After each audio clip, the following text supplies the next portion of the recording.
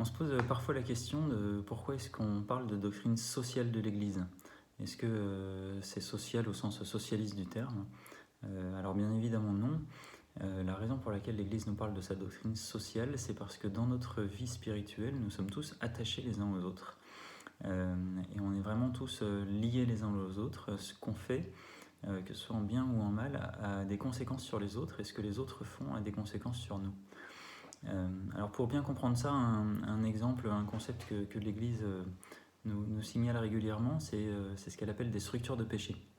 Structure de péché, c'est quoi? C'est tout simplement un type de péché qui, dans un environnement donné, tend à se reproduire. Alors on peut donner plein d'exemples, la corruption, l'amour immodéré de l'argent, les blagues sexistes.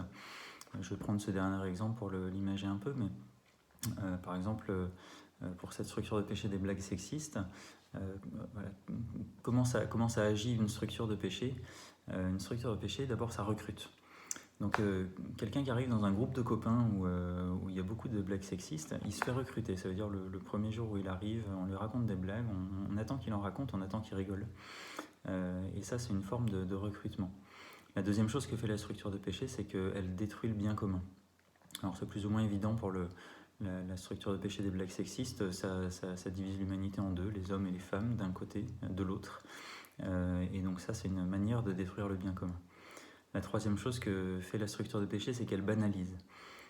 Voilà, on peut avoir l'impression que dans ce groupe de copains, voilà, c'est pas méchant, c'est des petites blagues gentilles.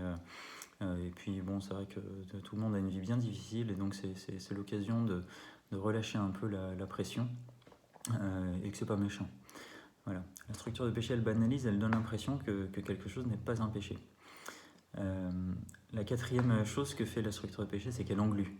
Une fois qu'on est dedans, c'est difficile d'en sortir. Voilà. Si on a pris l'habitude de raconter régulièrement des blagues et que soudainement on arrête, les autres peuvent nous rappeler un peu pour nous y faire re-rentrer. Tiens, mais t'en racontes plus de blagues, qu'est-ce qui se passe? Est-ce que t'es malade? Voilà. La cinquième chose que fait la structure de péché, c'est qu'elle punit les récalcitrants. Voilà, quelqu'un qui refuserait complètement de rentrer dans cette logique de blague aurait du mal à s'intégrer dans ce groupe de copains-là. Voilà. Voilà, les structures de péché, alors ça marche pour toutes, ça marche pour la corruption, ça marche pour l'amour immodéré de l'argent, etc. Elles font toujours 5 choses: elles recrutent, elles détruisent le bien commun, elles banalisent, elles engluent et elles punissent les récalcitrants. Alors la bonne nouvelle, et c'est vraiment une bonne nouvelle, c'est que l'Église nous donne une arme contre ces structures de péché. Et l'arme, c'est la solidarité. Alors la solidarité, c'est toujours accepter de se donner un peu pour l'autre, de mourir un peu à soi pour l'autre. Alors ça, sur cet exemple, ça passe par des actions très très simples. D'abord, peut-être ne pas utiliser de noms propres dans les blagues qu'on raconte, aller un peu plus loin, ne plus raconter de blagues, voire ne pas rigoler quand on entend, voire réagir quand on entend une blague, voire aller recadrer un copain, un collègue, un patron qui irait faire des blagues comme ça. Donc on voit que ça commence par des actes très très simples, et puis ça peut aller jusqu'à des actes héroïques, mais toujours dans l'idée de mourir un peu à soi pour l'autre. Il y a un vrai don de soi-même. On risque dans la relation quand on rentre dans ces petites actions-là. Voilà. Et quand on fait ça, en fait, très rapidement, on a l'occasion de voir et de comprendre qu'il y a de belles choses qui sortent de ces actions qu'on fait. La structure petit à petit se délite. Il y a des personnes qui finalement se posent la question de ce qu'ils faisaient, se posent la question de comment on fait pour ne pas rentrer dedans.